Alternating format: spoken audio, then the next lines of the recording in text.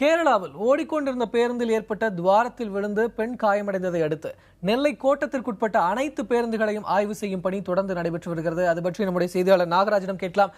நாகராஜ், என்னென்ன மாதிரியான ஆய்வுகள்லாம் நடத்தப்பட்டு வருகிறது? கண்டிப்பா விக்ரம், அதாவது நேற்று நடந்த விபத்து, அதாவது நேற்று முன்தினம் நடந்த அந்த விபத்து என்பது மிகவும் எதிர்பாராத ஒன்றாக அமைந்தது. அதாவது ஓடும் பேருந்தில் அந்த துளையில் விழுந்த அந்த பெண்மணி என்பவர் சற்று காயத்துடன் தப்பியிருந்தாலும் அது மிகவும் ஒரு எதிர்பாராத ஒரு விபத்து, ஒரு ஆபத்தை ஏற்படுத்தக்கூடிய ஒரு பாதிப்பாக தான் மற்ற மக்கள் பார்க்கிறார்கள். ஏனென்றால் அதிகம் பயன்படுத்தக்கூடிய பேருந்து பயணம் என்பது இந்த பகுதியில் பொறுத்த வரைக்கும் அதிகமாக பயன்படுத்தக்கூடியது. அதுவும் மலைப்பாங்கான பிரதேசம் அதிகம் இருக்கிறது.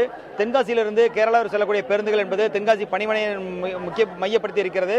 எனவே இந்த தென்காசி பணிமனையை பொறுத்த வரைக்கும் உள்ள பேருந்துகளின் நிலை என்பதும் தற்பொழுது மிகவும் கேள்விக்குறியான ஒரு பாதுகாப்பற்ற நிலையில் இருப்பதாக இந்த பகுதி மக்கள் தெரிவிக்கின்றனர். குறிப்பாக நாம் இங்கு வந்து பார்க்கும் பொழுது தென்காசி பணிமனைக்குட்பட்ட தென்காசி புதிய பேருந்து நிலையத்தை நாம் பார்த்து கொண்டிருந்தோம். அதிகமான பேருந்துகள், அதற்கான இருக்கைகள் கூட சரியில்லாத அளவுக்கு தான் இருக்கின்றன. மிகவும் மோசமான பாதுகாப்பற்ற சூழ்நிலையில் இருக்கக்கூடிய இந்த பேருந்துகளை உடனடியாக மாற்ற வேண்டும் என்ற கோரிக்கை எழுந்துள்ளது. இது குறித்து பேசுவதற்கு இந்த பகுதியை சேர்ந்த சங்கர் சுப்பிரமணியன் நம்மோடு இருக்க, அவரை கேட்கலாம். சார், சொல்லுங்க, என்ன மாதிரியான சூழ்நிலையில் இந்த பேருந்துகள் இயக்கப்பட்டு இருக்குங்க? இங்க உள்ள பணிமனையில் உள்ள பேருந்துகளை பூராமே நீங்க ஆய்வு பண்ணி பார்த்தீங்கன்னா கம்ப்ளீட்டாக எல்லாமே ஒரு பழைய பேருந்துகள்.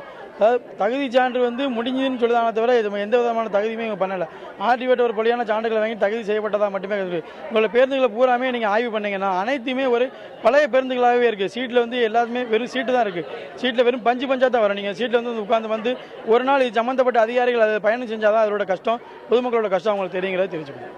அதாவது அதே போல விக்ரம், இந்த பகுதியை பொறுத்த வரைக்கும் பார்த்தீங்கன்னா தென்காசியிலிருந்து திருநெல்வேலி செல்லக்கூடிய பேருந்துகளாகட்டும், அதிக பேருந்துகள் எஸ்எஃப்எஸ் விரைவு பேருந்து 1-to-1 என்று சொல்லப்பட்டு தான் இயக்கப்படுகின்றது. ஆனால் அதற்கான முறையான அனுமதி என்பது கிடையாது. இதனால் பாதிக்கப்பட்ட மக்கள் நம்மோடு இருக்கிறார்கள். ரவீந்திரன் இருக்கிற, அவரிடம் கேட்கலாம். ரவீந்திரன், சொல்லுங்க, என்ன மாதிரியான பாதிப்புக்கு உள்ளாகிறீங்க? பாதுகாப்பு பராமரிப்பு எந்த அளவு இருக்கு அரசு பேருந்துல? அரசு போக்குவரத்து கழகத்தினுடைய நிர்வாக சீர்கேடு ரொம்ப மலிந்து போயிருக்கு. நிர்வாக சீர்கேடு தான் இதற்கான காரணங்கள். 1-to-1 பேருந்துன்னு விடுதாங்க. 1 மணி நேரம் 40 நிமிஷம் ஆகுது திருநெல்வேலிக்கு போகுது. அதே இது எஸ்எஃப்எஸ் 1 மணி நேரம் 50 நிமிஷம் ஆகுது. 10 நிமிஷம் வேறுபாட்டுக்காக பஸ் சார்ஜுகளை கூட்டுதாங்க. 1-to-1 பேருந்து நிறைய இடத்துல நிற்காம போகுது. ஆனால் அதில் பஸ்ஸில் 10 சீட்டு காலியாக தான் கிடக்கு. அதனால அரசு போக்குவரத்து கழகங்களுக்கு லாபம் இல்லை. எஸ்எஃப்எஸ் பஸ் முன்னால் 120, 121 லோக்கல் பேருந்துகள்லாம் இருந்தது. அந்த பேருந்துகளை பூரா இப்போ எஸ்எஃப்எஸ் பஸ்ன்னு ஏற்றி 10 ரூபா டிக்கெட்டை கூட வாங்கிடுதாங்க. அந்த பஸ் எல்லா இடத்துலையும் நிற்கி எஸ்எஃப்எஸ் சூப்பர் ஃபாஸ்ட் சர்வீஸ்ன்னு சொல்லி மக்களையும் ஏமாத்தாங்க, நிர்வாகத்துக்கும் பணம் போய் சேரதில்லை. விக்ரம், நீங்க கேட்டிருப்பீங்க, இந்த மாதிரியான ஒரு சூழல்ல தான் இந்த பேருந்துகள் என்பது இங்கே இயக்கப்பட்டு வருகிறது.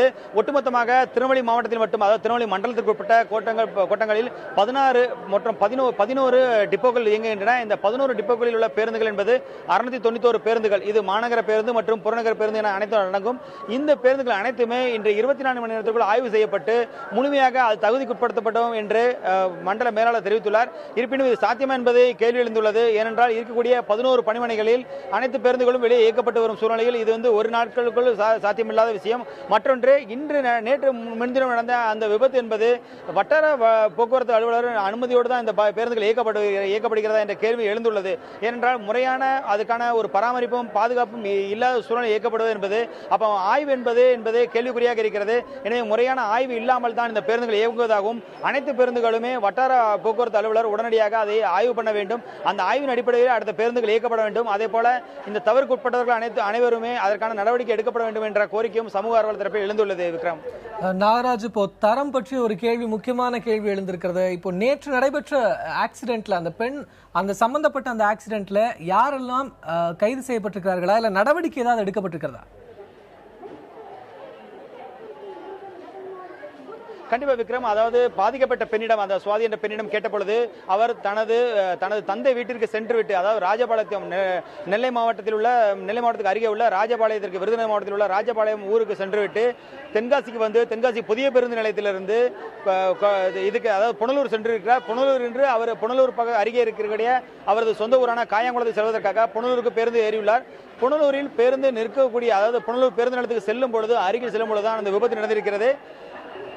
எனவே இந்த பேருந்து விபத்துக்கு காரணமானவர் மீது உடனடியாக நடவடிக்கை எடுக்க வேண்டும். அதே போல பணிமனையில் எந்த அளவுக்கு ஆய்வு செய்யப்பட்டுள்ளது என்பது குறித்த கேள்வி எழுந்துள்ளது. எனவே அது சம்பந்தமாக நடவடிக்கை எடுக்க வேண்டும் என்ற கேள்வி எழுந்த நிலையில் அதற்கான முதற்கட்ட புகார் என்பது புனலூர் காவல் நிலையத்தில் பதிவு செய்யப்பட்டுள்ளது.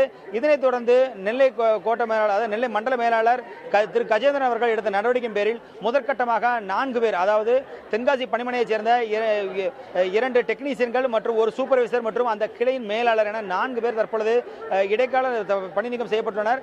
இதனைத் தொடர்ந்து மேற்கொண்டு அரசு பேருந்துகளின் நிலை குறித்து ஆய்வு செய்து அடுத்த கட்ட நடவடிக்கை இருக்கும் என்று அதிகாரிகள் தரப்பில் தெரிவிக்கப்பட்டுள்ளது. விக்ரம். நன்றி நாகராஜ். நெல்லையில் அரசு பேருந்துகள் முழுக்க ஆய்வுக்குட்படுத்தப்பட்டிருக்கின்றன. தரம் உயர்த்தப்படுமா பொறுத்திருந்து பார்க்கலாம்.